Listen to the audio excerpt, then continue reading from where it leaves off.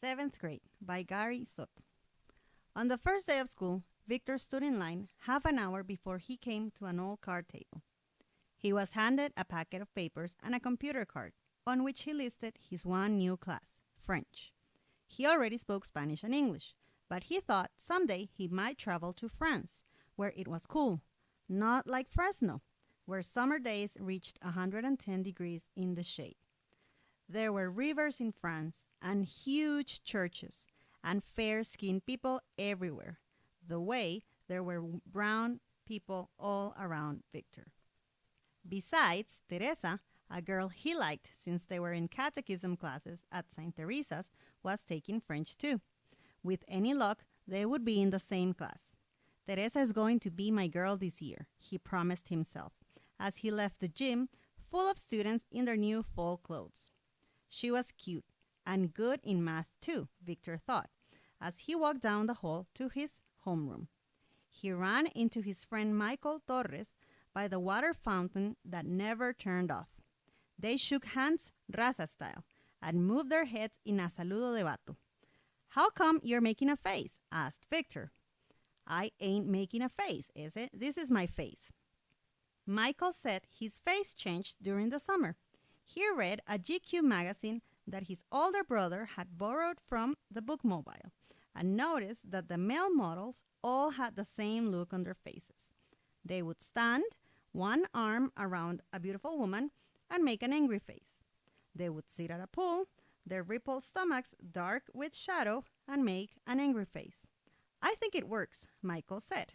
He made an angry face and let his upper lip move. His teeth showed, along with the ferocity of his soul.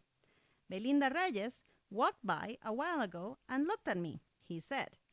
Victor didn't say anything, though he thought his friend looked pretty strange. They talked about recent movies, baseball, their parents, and the horrors of picking grapes in order to buy their fall clothes. Picking grapes was like living in Siberia, except hot and more boring. "What classes are you taking?" Michael said. "French. How about you?" "Spanish. I'm not good at it, even if I'm Mexican." "I'm not either, but I'm better at it than math, that's for sure." A loud bell sent students to their classrooms. The two friends socked each other in the arm and went their ways. Victor thinking, "Man, that's weird." Michael thinks making a face makes him more handsome.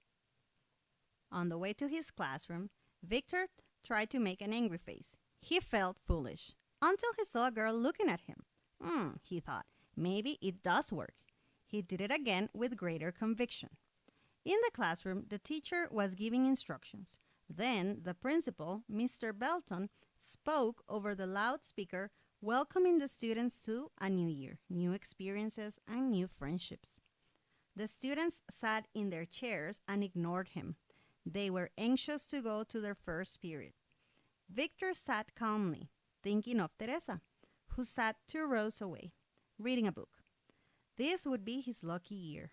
He was in his class and would probably be in his English and math classes. And of course, French. The bell rang for the first period, and the students left noisily through the door. Only Teresa stayed, talking with the teacher.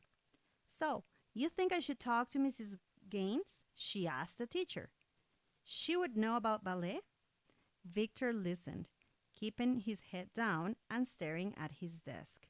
He wanted to leave when she did, so he could say something clever. As she turned to leave, he stood up and hurried to the door, where she smiled and said, "Hi, Victor." He smiled back and said, "Yep, that's me." His brown face blushed. Why didn't he say, "Hi, Teresa," or "How was your summer?" or something nice? As Teresa walked down the hall, Victor walked the other way, looking back, admiring how gracefully she walked. In English class, they reviewed the parts of speech. Mr. Lucas, a chubby man, was asking, "What's a noun?" "A person, a place, or thing," said the students in unison. "Yes. Now, somebody give me an example of a person." "You, Victor Rodriguez." "Teresa, Victor said automatically. Some of the girls giggled. They knew he had a crush on Teresa. He felt himself blushing again. Correct, Mr. Lucas said. Now, provide me with a place. Mr. Lucas called on a freckled kid who answered. Teresa's house with a kitchen full of big brothers. After English, Victor had math, his weakest subject. He sat in the back by the window, hoping that the teacher didn't call his name. Victor understood most of the problems, but some of the stuff looked confusing. After math, he had a 15-minute break, then social studies, and finally lunch. He bought a tuna casserole with buttered rolls, some fruit cocktail, and milk. He sat with Michael. Girls walked by and looked at him. See what I mean, Vic? Michael made an angry face. They love it. Yeah, I guess so. They ate slowly. Victor looking for Teresa. He didn't see her. She probably brought lunch, he thought, and is eating outside. Victor cleaned his plate and left Michael, who was busy making angry faces at girls 2 tables away. The small, triangle-shaped campus was full with students talking about their new classes. Everyone was happy. Victor hurried to the bag lunch area, where he sat down and opened his math book. He moved his lips as if he were reading, but his mind was somewhere else. He raised his eyes slowly and looked around. No Teresa. He lowered his eyes, pretending to study, then looked slowly to the left. No Teresa. He turned a page in the book and stared at some math problems that scared him because he knew he would have to do them eventually. He looked at the right. Still no sign of her. He stretched out lazily. Then he saw her. She was sitting with a girlfriend under a plum tree. Victor moved to the table near her and daydreamed about taking her to a movie. When the bell sounded, Teresa looked up and their eyes met. She smiled sweetly and gathered her books. Her next class was French, same as Victor's. There were the last students to arrive, so all the good desks in the back were gone. Victor was forced to sit near the front, a few desks away from Teresa, while Mr. Bueller wrote French words on the board.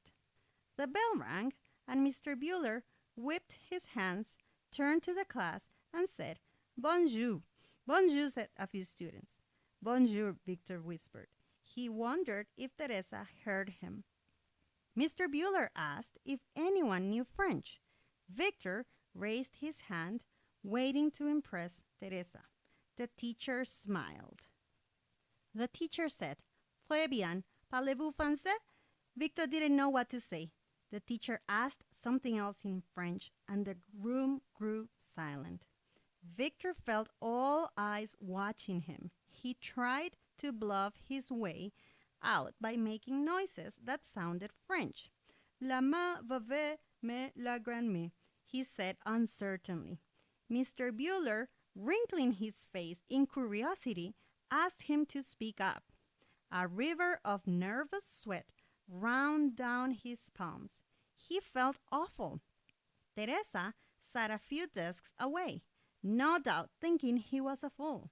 Without looking at Mr. Bueller, Victor mumbled, "Fanchi oui oui G in September." Mr. Bueller asked Victor to repeat what he said. "Fanchi oui oui G in September." Victor repeated. Mr. Bueller understood the boy didn't know French and turned away. He walked to the board and pointed to the words on the board with his ruler. Victor was too embarrassed to join the class. He stared at the board and wished he had taken Spanish, not French. Better yet, he wished he could start his life over. It was the most horrible moment ever. The bell sounded for fifth period, and Victor ran out of the room, avoiding the stares of the other kids, but had to return for his math book. He looked shyly at the teacher, who was erasing the board, then opened his eyes in terror at Teresa, who stood in front of him. I didn't know you knew French, she said. That was good. Mr. Bueller looked at Victor, and Victor looked back. Oh, please don't say anything, Victor thought. Mr. Bueller read the papers on his desk. He smiled and sat down to work. He remembered his college years when he dated a girlfriend using borrowed cars. She thought he was rich because each time he had a different car.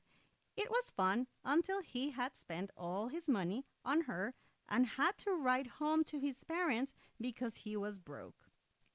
Victor couldn't stand to look at Teresa. He was sweaty with shame. Yeah, well, I picked up a few things from movies and books and stuff like that. They left the class together. Teresa asked him if he would help her with her French. Sure, anytime, Victor said. You're great. Bonjour, Teresa said, leaving him outside her next class. She smiled and pushed the hair from her face. Yeah, right. Bonjour, Victor said. He turned and headed to his class. His heart was full of love. Teresa is a great girl, he thought, and Mr. Bueller is a good guy.